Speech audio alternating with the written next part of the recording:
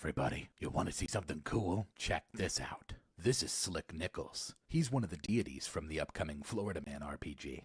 Specifically the god of greed, luck, and trickery. Slick doesn't offer blessings, but rather deals. He normally receives prayers from degenerate gamblers, hopeless hustlers, and covetous crooks. If you didn't know, I'm building a Florida Man RPG, and my small team of talented artists and I have been making great progress. In addition to realizing we needed slightly more capital, I also received quite a few emails asking if we could extend or expand the pre-launch, so we did. Remember, anyone who contributes to the pre-launch gets their name on a special thank you page in the book, as well as access to our Discord channel where they can provide feedback and suggestions for the game. Plus, you'll get updates and previews that no one else can see. So click the link in the description and head on over to the GoFundMe to get on board. By the way, I'll be performing at the Clockwork Alchemy Con this year. It's at the end of October, so if you're near the Bay Area, check it out. Okay, that's all. Thanks.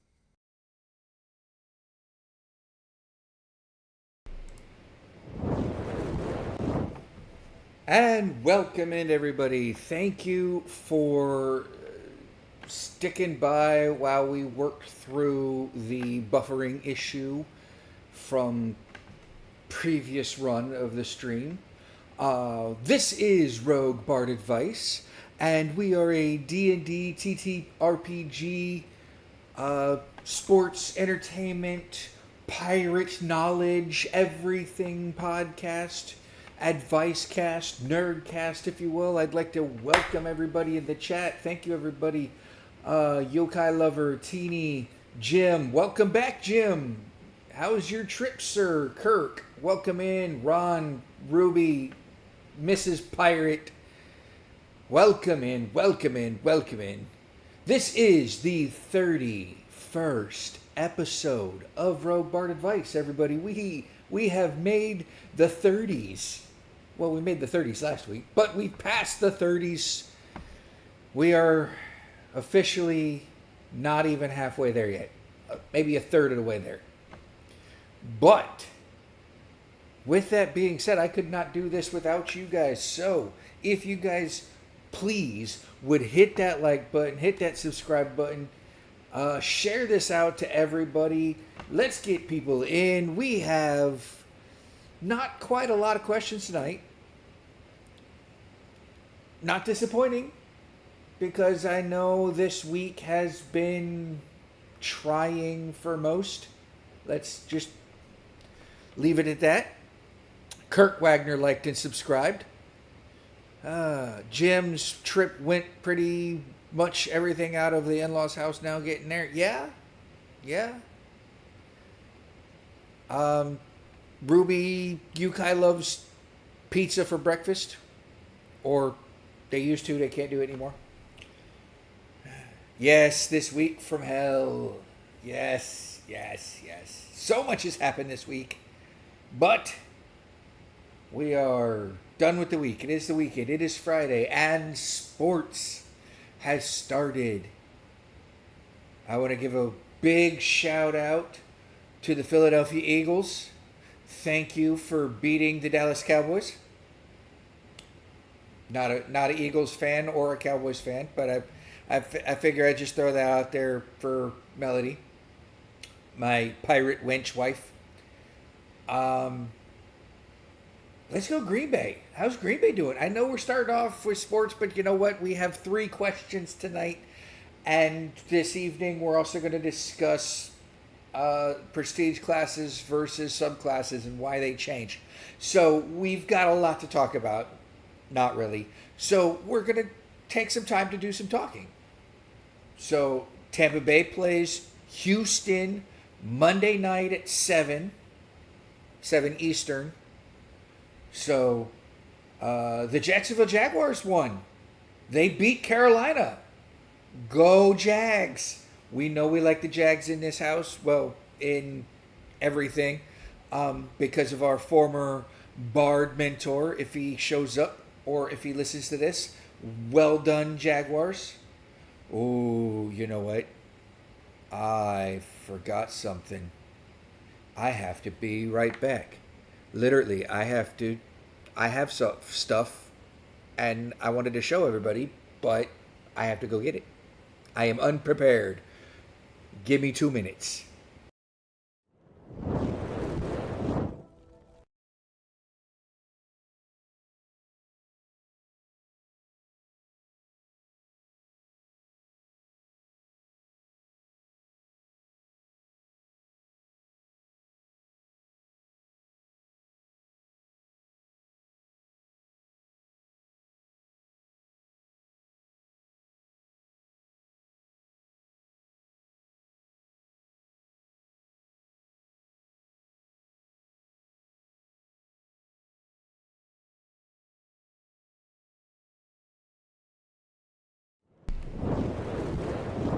And we're back.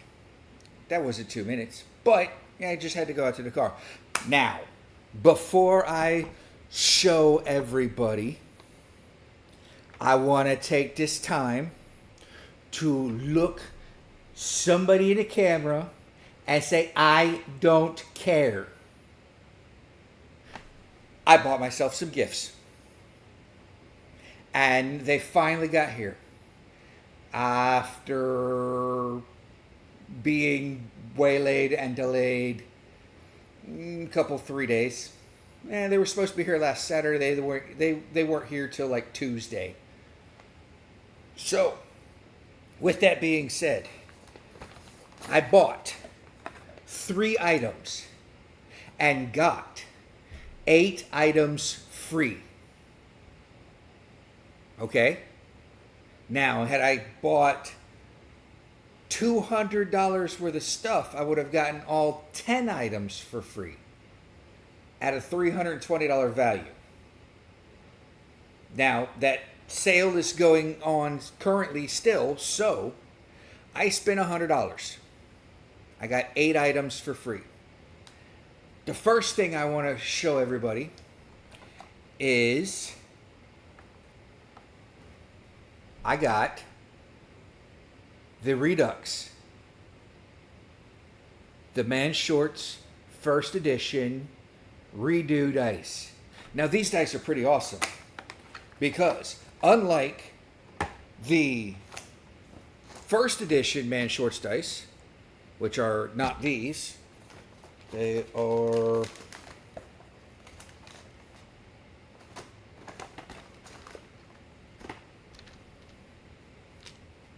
in here. I know they are.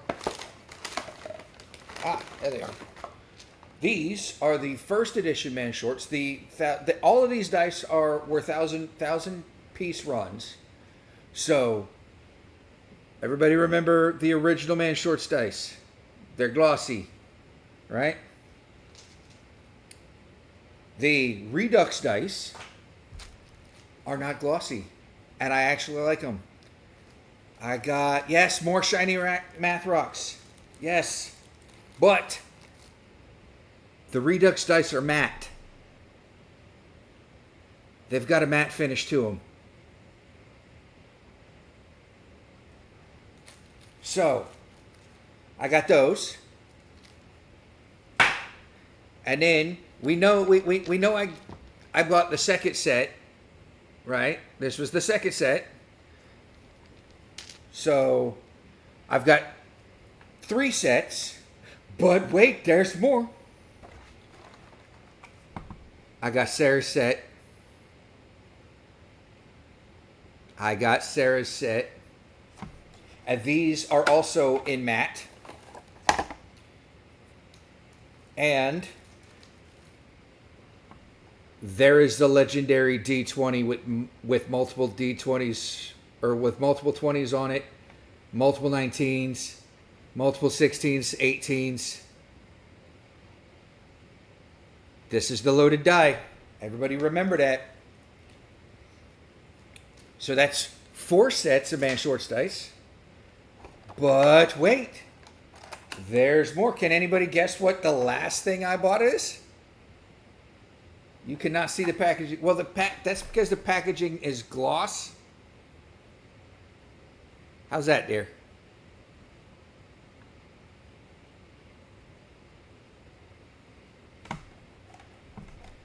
And then there's the Man Shorts packaging.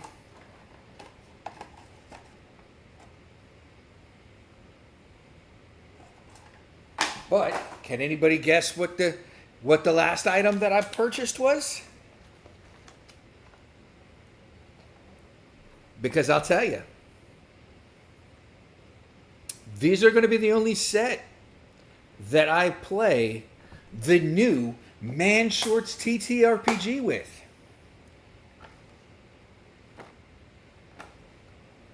Because I got the Florida Man dice.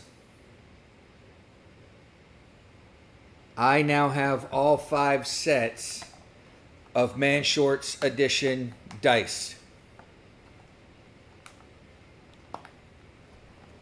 And this set if anybody lived in Florida in the early 90s, right? These dice remind me of a specific restaurant in Florida called Miami Subs.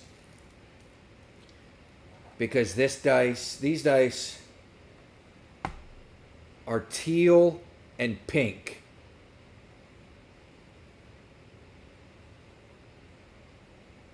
And if you were in the Discord and you were in Bard Advice, we got previews of these when they were being run.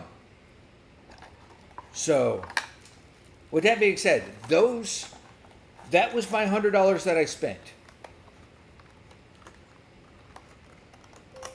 I now have all 5 Man Shorts dice. But wait, there's more. As part of the freebies, the first freebie I got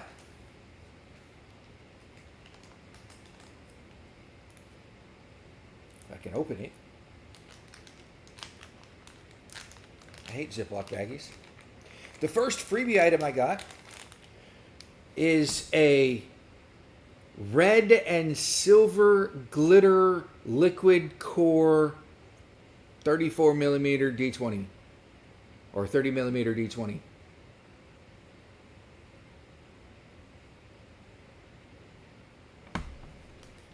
Not bad.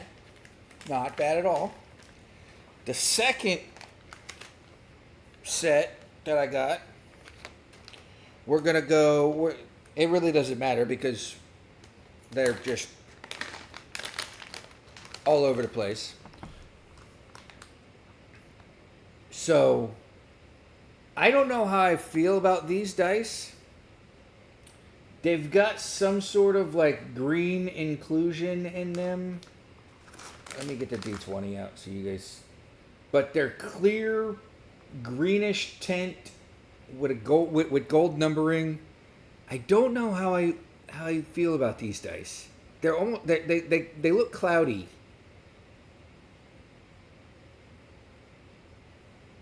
I mean, obviously, free dice isn't bad. It's nothing to snuff out. So, but that's a 12-piece. That's a 12-piece mystery set. And then they sent me a 7-piece mystery set. Now, Mrs. Pirate probably liked these more than she likes the red and silver large D20. Because these dice are actually pretty cool. And this is a 7-piece set. This is a normal set. But it almost looks like this dice is carved out of like stone, granite, jewel, something.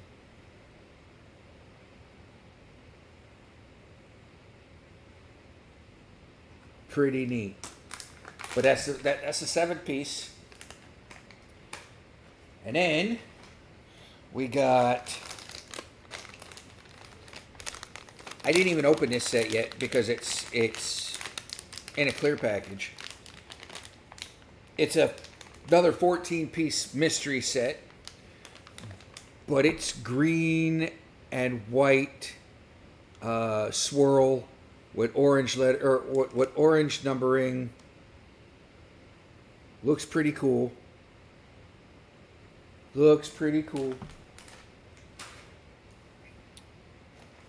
Oh wait, Mrs. Pirate. There's one set that I think that you like. You like the 12? You can have the 12-piece. I'm glad you saw the 12. I'm glad you called the 12 before you called this 14-piece. I opened this package up and I immediately said, I am naming this dice set the Lemonade dice set. Because this dice set is yellow, matte, and white. It's a 14-piece. It looks straight lemonade.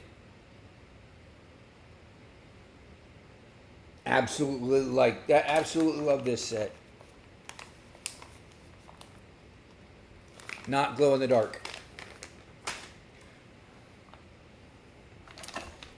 The next set is another 7-piece mystery set, mystery acrylic set. It does look like Lemonhead's candy. It does. Now this set is pretty awesome because I have to go down to this set here, or this box here, to pull out this set. Before I open this set, I'm going to show you guys this set. This is one of the regular Chessex acrylic green dice set, right? Green see-through dice set, right? The regular 7-piece Chessex dice set. This set matches that set, only a little different. Got to pull out the D20 because it's the largest one that we can see stuff on. So this one is also a green dice set, but it's got silver glitter inclusion in it.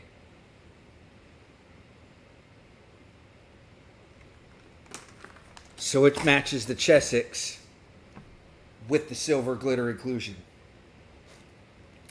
Now the last dice set that I got, there's still one more item that I got for free, but the last dice set that I got, I really, absolutely, positively love this dice set. I haven't even opened all the dice in it, but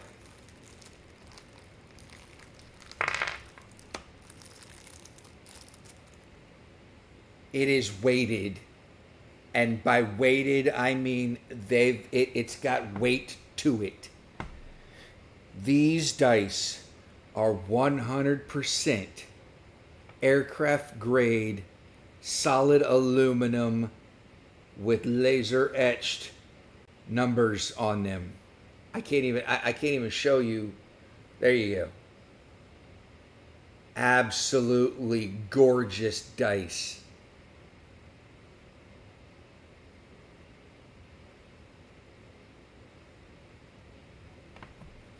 And it's a 1, 2, 3, 4, 5, 6, 7. 1, 2, 3, 4, 5, 6. It's an 8-piece set. And it came in the Kraken dice bag that looks like it's straight out of the 1980s.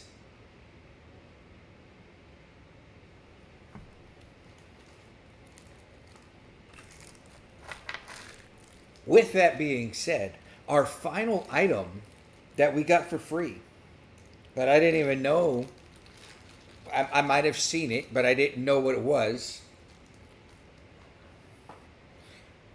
Anybody play discus golf? Because Kraken Dice sent me a free discus golf putter blind bag. I know, Chance can't have this.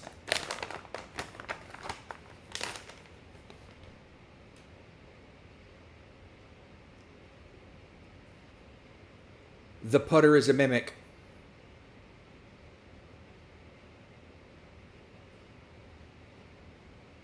The putter is a mimic. Officially licensed Kraken Dice discus golf putter.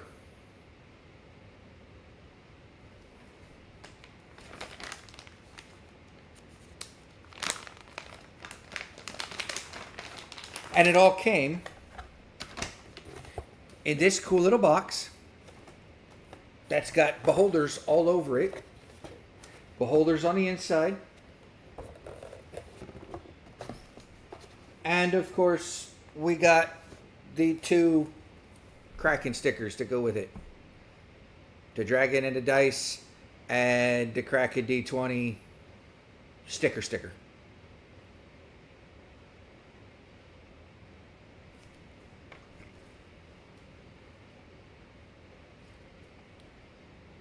You think the image has the disc golf goal as a mimic? Maybe. Could be. It even says so on the bag. Mimic. And the putter is a mimic. Or the goal is the mimic. But yeah. That's what you were talking about. I got you. I got you, Kirk. But that was my Labor Day weekend sale haul from Kraken Dice.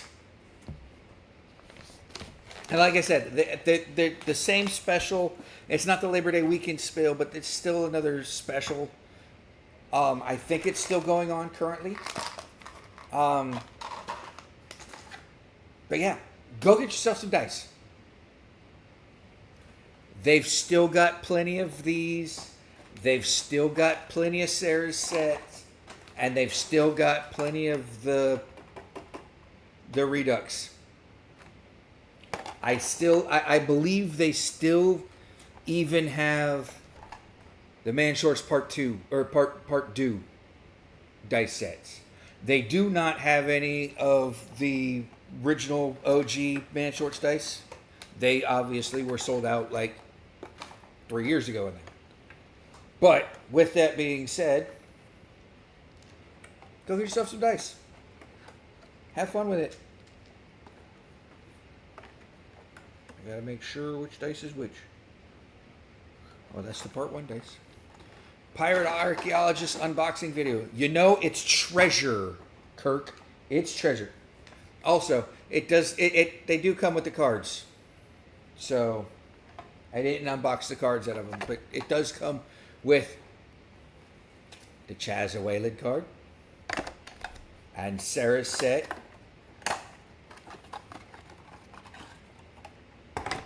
Comes with Sarah and Kepler. And then, of course, the Florida Man set.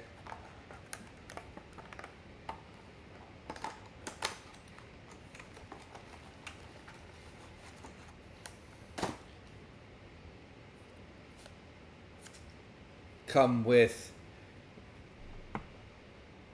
Justin and Lance. But these are titled Gator Lance Death Roll and Florida Maneuver.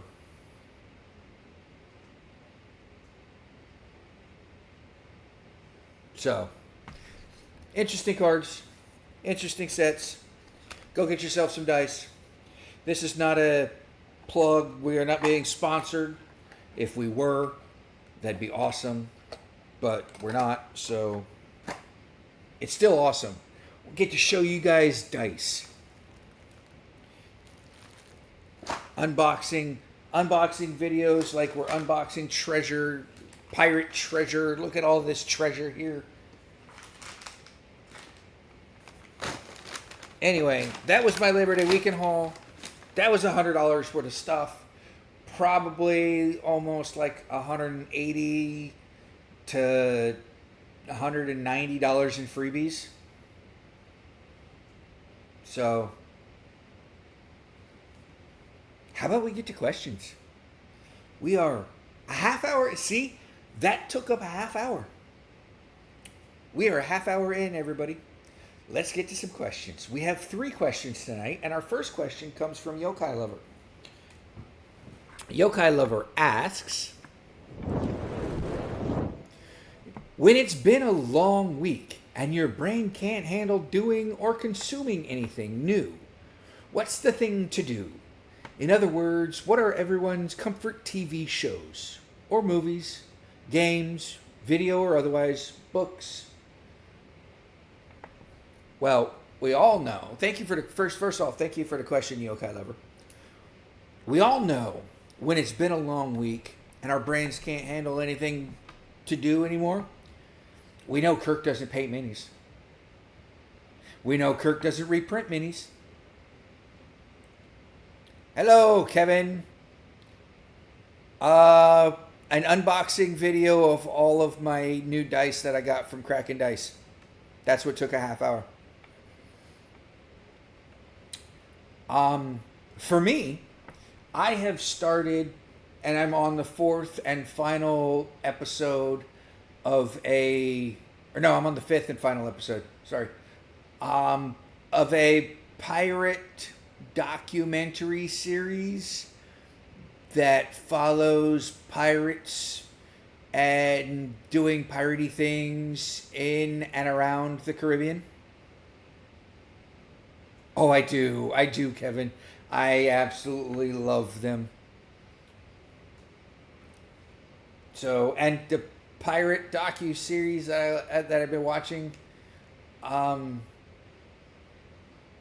it's a well-known pirate docu series. I think they call it Pirates of the Caribbean. Anyway, I just veg out. Honestly, if I'm playing games, it's either going to be Forza Horizons, regular Forza. Those are racing games. Or I've been getting back into doing Star Wars: The Old Republic. I have seen No Man's Sky, Kirk. Looks awesome. I'm wanting to know if the shipbuilding processes in No Man's Sky is like the shipbuilding process that is in Starfield. So if you could let me know that, that'd be great. Books currently on my YouTube channel. We are in pirate costume as Captain Bartholomew Bones McCoy. We are reading Treasure Island in pirate. As soon as we get done with Treasure Island, we will be going to the official, authorized prequel to Treasure Island by Arthur D. Howden Smith called Portobello Gold. This is the actual tale of Captain Flint and Long John Silver and how they got the gold that was on Treasure Island.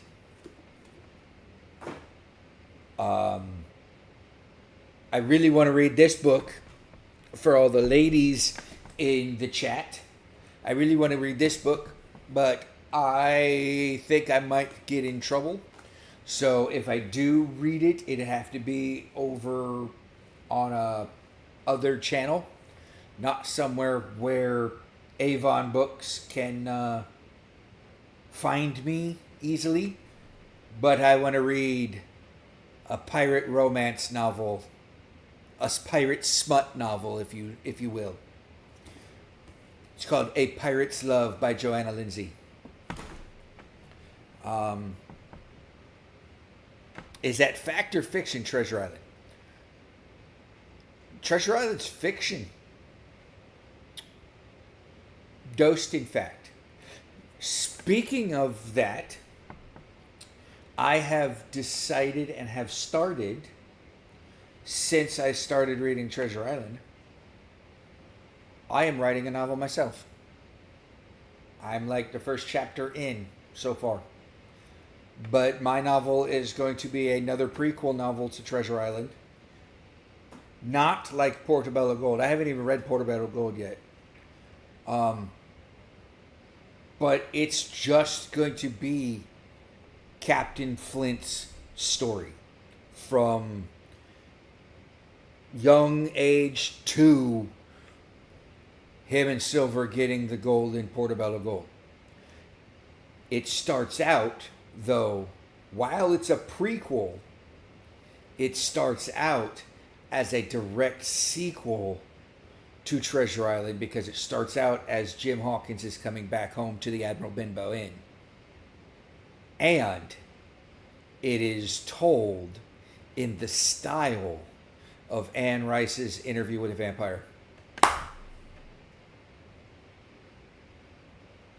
I think writing a story where the character of Flint tells his story to Jim Hawkins, but never announces that he's Flint until the very end of the novel,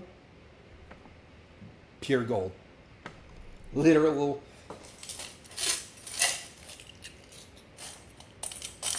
gold.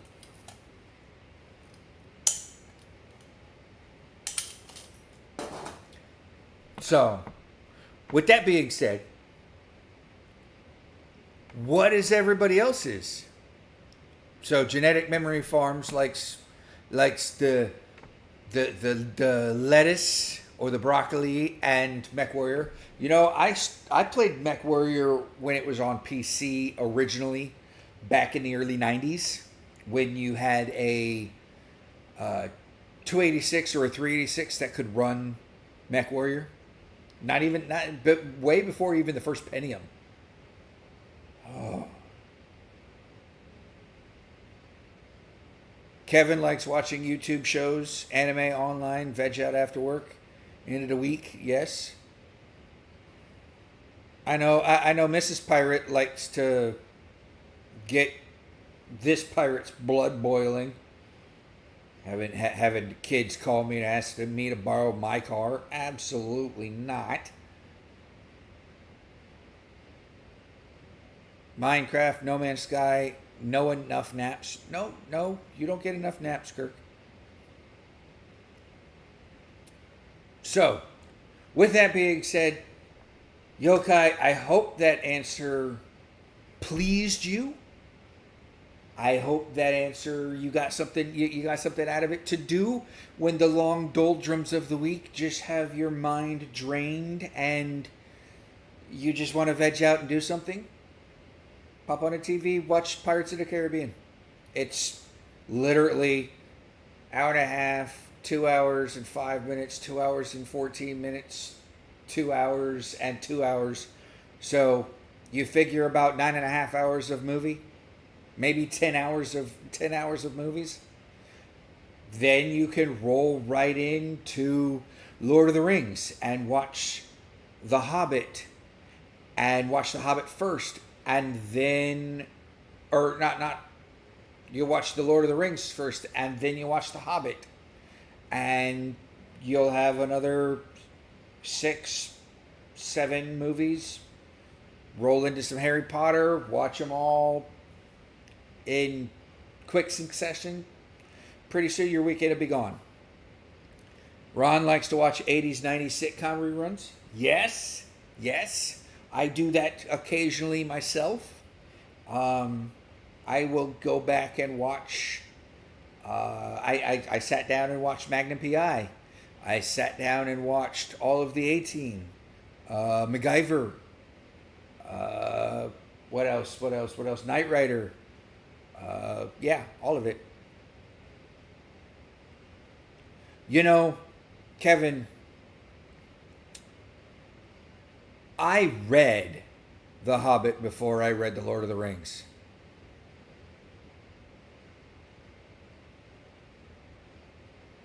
Yes, Hobbit first and then Lord of the Rings, because Bilbo gets the ring in Hobbit and then Frodo destroys the ring in Lord of the Rings.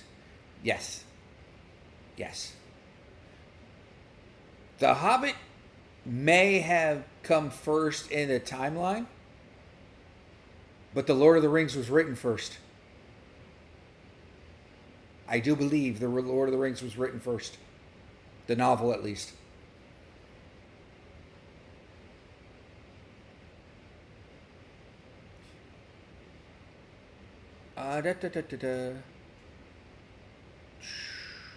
So yeah, Thundar the Barbarian. I love Thundar the Barbarian. Yes, old Hanna-Barbera. Oh wait, no. Is that even Hanna-Barbera?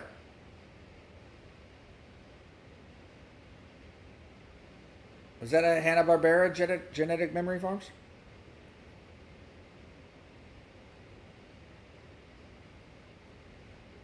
Either way, I hope you got something out of there, Yokai.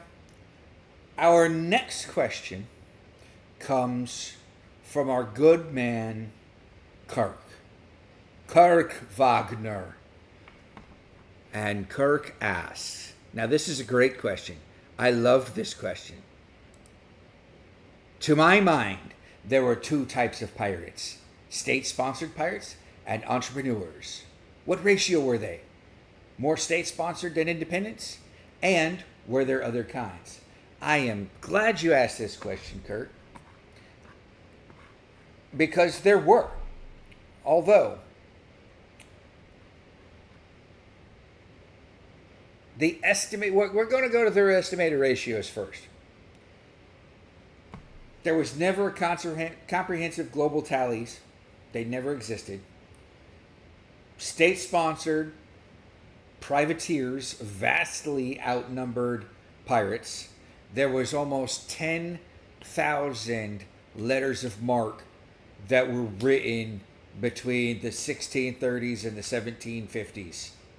10,000 letters of marque, which is your privateer paperwork.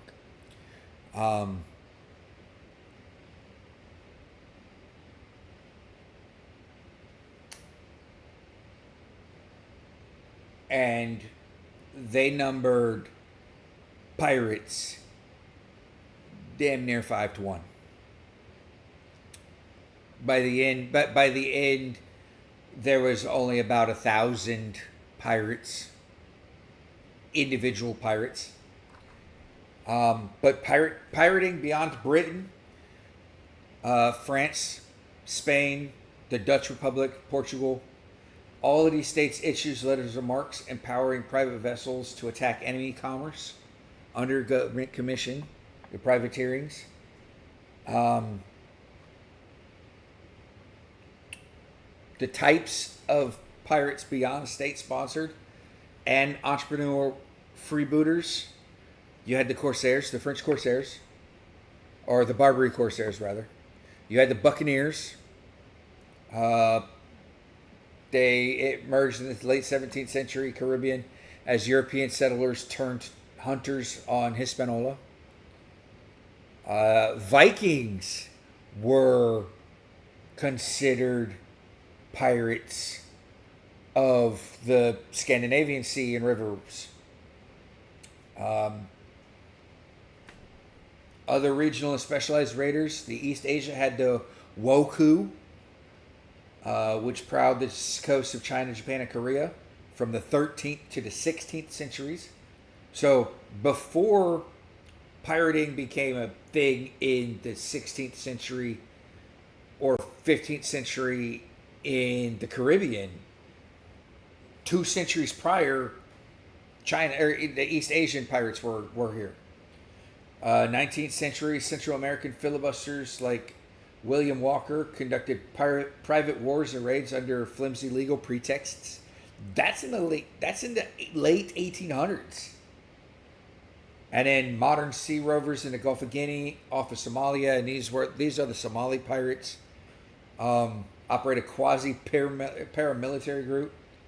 But privateering and the practice of privateering was around until 1856, when the Declaration of Paris outlawed privateering and took all the letters of marque back and left the naval warfare strictly up to the national natives. So everything I know about pirates and the age of piracy is from Sid Meier's Pirates. Love that game on my Commodore 64. Nice. How many of the privateers were pirates, anti-pirates, and how many were just armed merchants? All of the privateers were armed merchants. Like I said, there was 10,000 letters of marque. And you got in trouble if you pirated while being a privateer.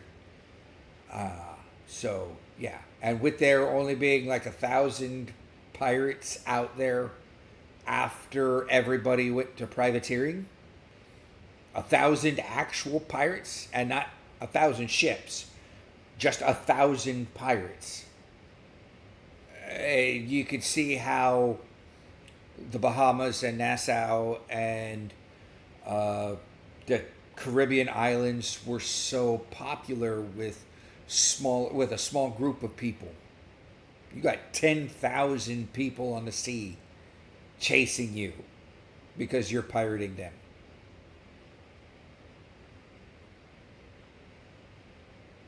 Fellowship of the Ring, 1954. The Hobbit, 1937. So The Hobbit was written first. Thank you for that, Jim. Yes, pirates became absolutely rare. So, but I hope you like that question, Jim, or Kirk. I hope you got a good answer out of that. I like pirate answers. I like pirate questions. And that leads us into our next pirate question that comes also from Kirk. And I hope everybody's hungry. Because Kirk asks,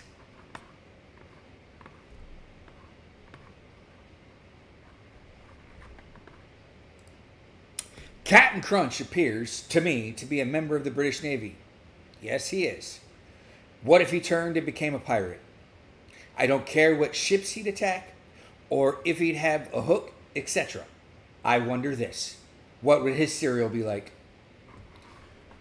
I imagine Captain Crunch's cereal would have to have marshmallows in it. Because normal Captain Crunch has no marshmallows in it, has just the crunchy stuff, the Berry Blast, Captain Crunch, all of it, right? So I would assume that you'd have Captain Crunch, and we're going to name it Pirate's Plunder, right? Have all the crunchy stuff from the regular Captain Crunch, but you have marshmallows in the shape of small ships and parrots and maybe a flag and maybe a marshmallow hook kind of thing, or gold doubloons. Make Captain Crunch like Lucky Charms, but it's a sea version. That's how I would imagine Captain Crunch's pirate cereal.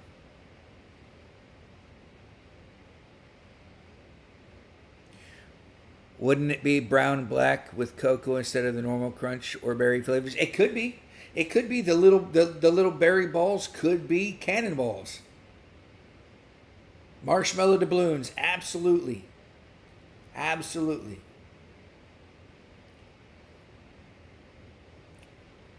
Here's what I imagine the flavor profile to be, right?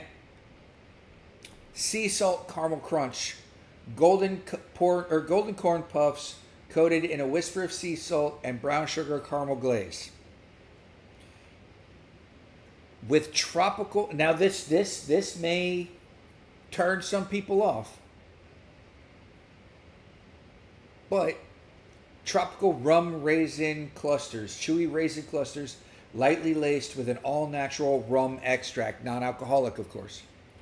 And then coconut pineapple swirls, mini shell shapes infused with coconut milk powder and tangy pineapple sauce, or pineapple essence.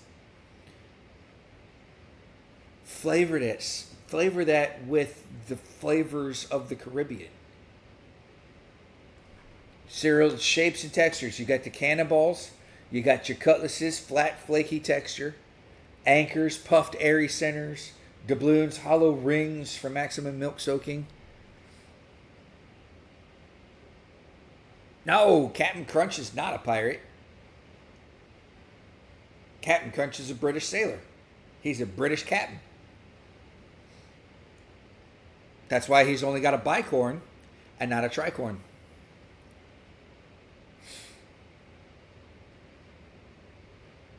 Oh, you could do the chocolate flavor. That's perfect.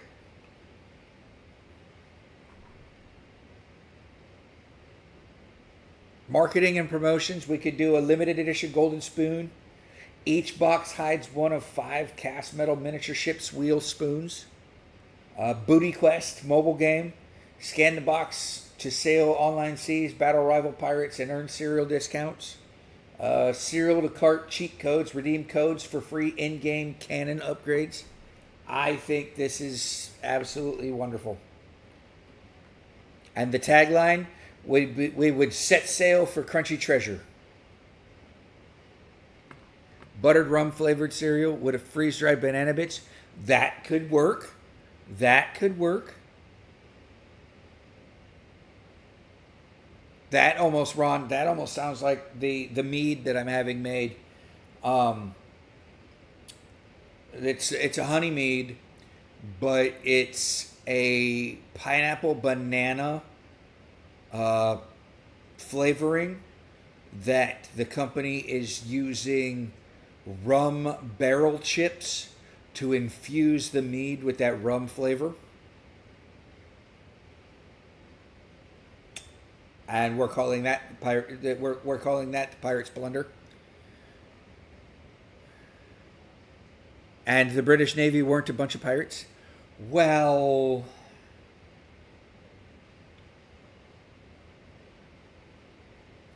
no. Okay. The British Navy, not so much worse than many pirates. The East India Trading Company, however, absolute far down the worst people in all the world.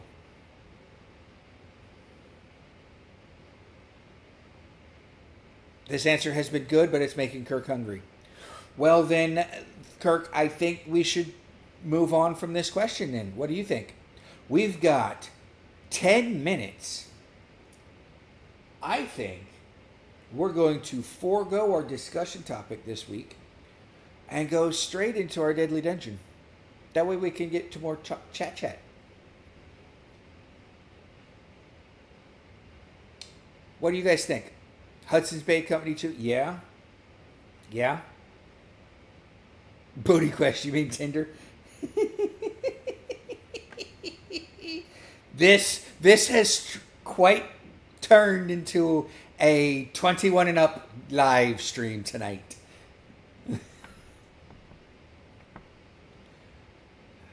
I think we shall go on to our Deadly Dungeon this week. Because this week's Deadly Dungeon was quite, let's say, polarizing. Yes, movies and anime lied to you. This week's Deadly Dungeon question was quite polarizing in the Discord. We had Bender versus the Green Ranger.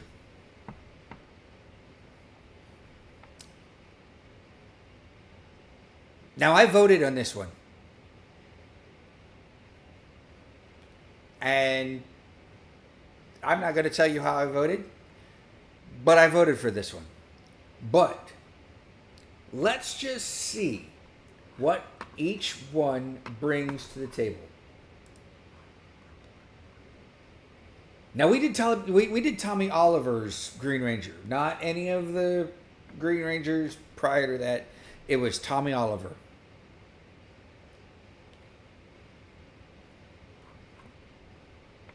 Tommy Oliver's Green Ranger brings the Dragon Dagger, which summons and controls the Dragon Zord Spirit energy, the Power Sword energy blade with parrying and cutting capabilities, the Dragon Shield, an armored chest plate that absorbs energy blasts.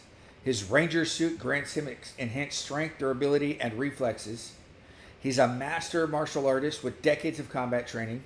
He's got superhuman agility and reaction time from Ranger enhancements. His tactical combat knowledge from years of team-based missions. He's got close quarters blitzing for tactics. Combines martial arts combos and power sword strikes. Shield defense. Energy counters. Channel the Dragon Dagger's resonance to disrupt mechanical foes. Bender, however, brings his steel body plating. Highly resistant to slashes and blunt force. He's got his built-in anal flamethrower. Short-range sustained burst of fire. He's got extendable arms, hidden blades, grappling, surprise attacks, fuel-powered core, self-repair routines, and stocked with alcohol. He's got superhuman bending strength, can deform metal and concrete. Cheeky improvisation. He uses his environment, trash pipes, car parts as weapons. He's got tactical cunning, ambushes, dirty tricks, psychological taunting. He does hit and run ambushes, flamethrower bursts, followed by rapid retreats.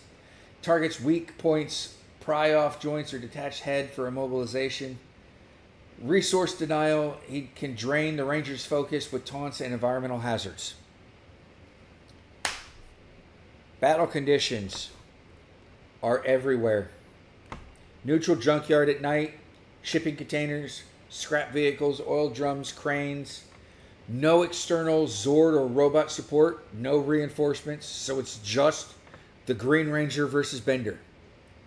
Both fighters know they're fighting each other. There's no surprise openings.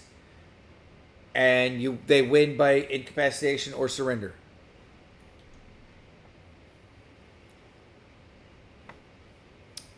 Do you guys want the good news or the bad news? Do you want the Discord news or the simulation news? Yeah, he gets no Zord, Kevin. No Zord.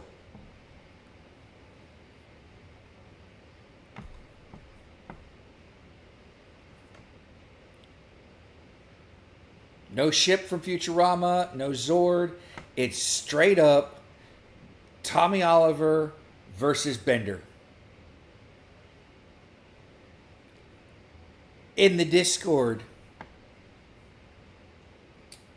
it was 50-50. There was no clear-cut winner. Which means, again, Bender goes on to season 3 of Deadly Dungeon, and this time, instead of bringing Ultron with him, he brings the Green Ranger.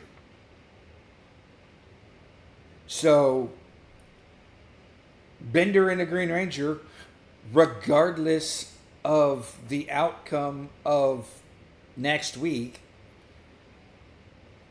will go on to season 3 of Deadly Dungeon and will not fight each other again unless it's in the end. The final verdict for the simulations, however,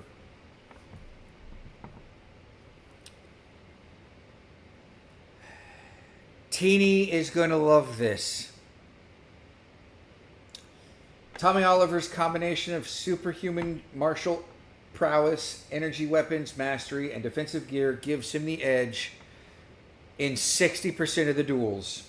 Bender's unpredictable improvisation, flamethrower traps, and mechanical resilience snatched 40% of the victories, proving that no amount of ranger training can entirely banish a bending unit's cunning. But Tommy Oliver wins. Green Ranger over Bender. Green Ranger wins. Per the simulation.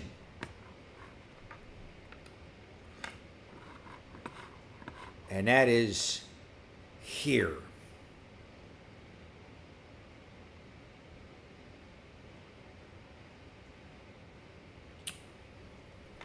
It was a 50-50 after my vote.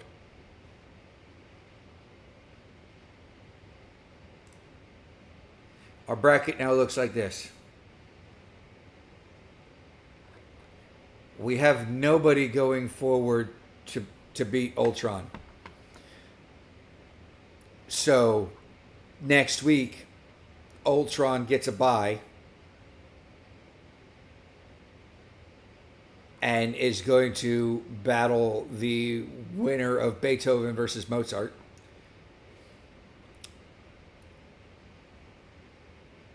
Tonight, however, I will put in the Discord our next challengers. And our next challengers are going to be Azathoth and Cthulhu.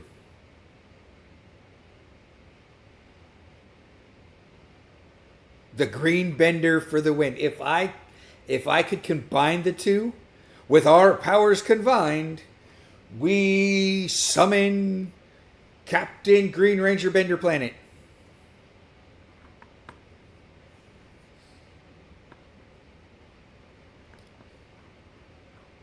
But next week will be Azathoth and Cthulhu. And I think Azathoth and Bender came over from season 1 and not Ultron. I think it was Bender versus Azathoth.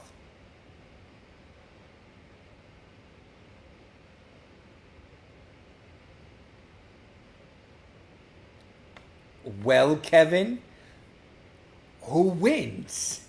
That's the point.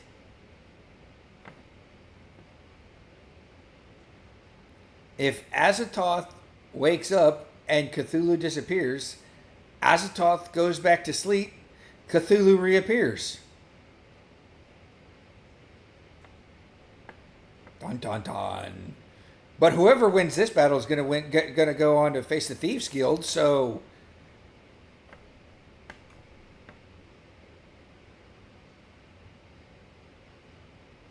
or is the Thieves Guild gonna get a buyout?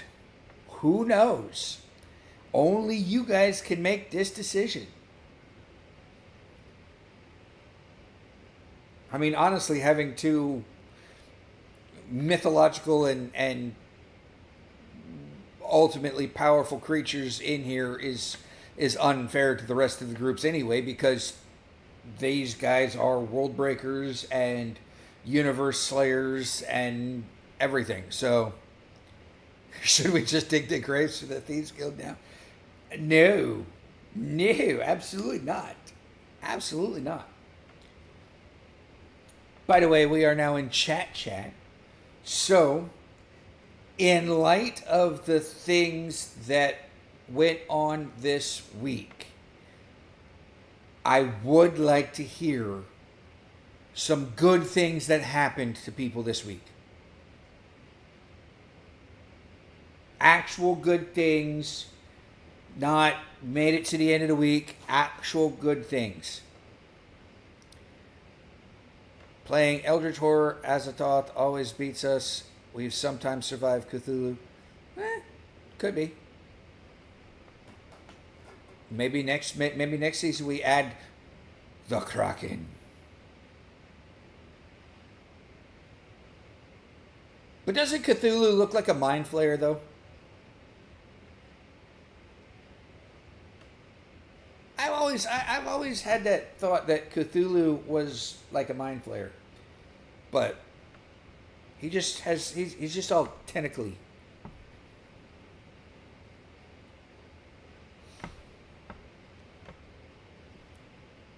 But with that being said, good thing for the week for me is I got my Man Shorts package. I got. Let me go back to the live video feed. Good thing for the week is I got my D&D Man Shorts dice and everything else. So that's my good thing for the week. And my good thing for the week is shared with all of you. It's shared out there in YouTube universe, YouTube land with all of my friends. Jim McKenzie's good thing for the week. Last week my mouth hurt while I was working on the house. Monday saw the dentist and started a root canal, but the pain is gone. Good that the pain is gone. Bad for the root canal. I still have to get a cap or a crown put on. So Kirk's good thing for the week. He bought 2 automatic cat litter boxes. Look, before you said cat litter boxes, I saw 2 automatic and this week, that's all I'm saying, for 2 different Facebook Marketplace people, and neither one scammed you. That's always good. Cthulhu came first, so it probably inspired the Mind Flayer. That's interesting news, Ron. That's interesting. Thank you for that. Made it was all I did, which is actually good for you. Ruby, I will take that from you. With all that you've been through, you made it to the end of the week. I will take that from you. We did hear, if you are in the Discord, we did hear from Amanda. I didn't hear anything on the news of Amanda's mom's funeral getting interrupted by a drunk family member, so that's probably good. But yeah, Amanda reached out in the Discord and answered the thing that she likes to do when the doldrums of the week get to the point where you just don't want to do anything. But she is taking some time to contemplate life and grief and everything else. So we wish her well. If she listens to this podcast tomorrow, as she typically does when she doesn't make the podcast, we wish you well and come back when you're ready. We have told you that. Come back when you're ready. Take the time to grieve. Also, good thing for the week. Hey, this is like 2 weeks, 3 weeks in a row since I got my new motherboard in my computer, and the mic hasn't shut off. And to be fair, after resetting and restarting the stream tonight, we haven't had problem. No buffering on anybody's side. No buffering on my side. Everything's looking up. 31 episodes in and everything's starting to look up.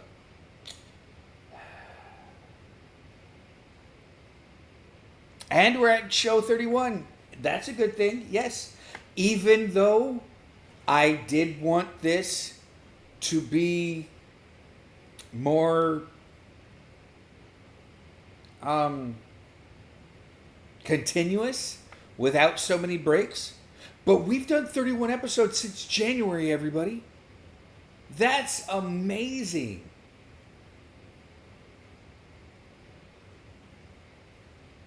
It does look like we will, our 100th episode will be a longer time frame period because we've had so many breaks.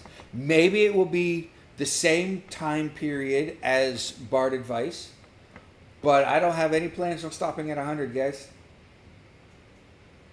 I wish we would have more people in.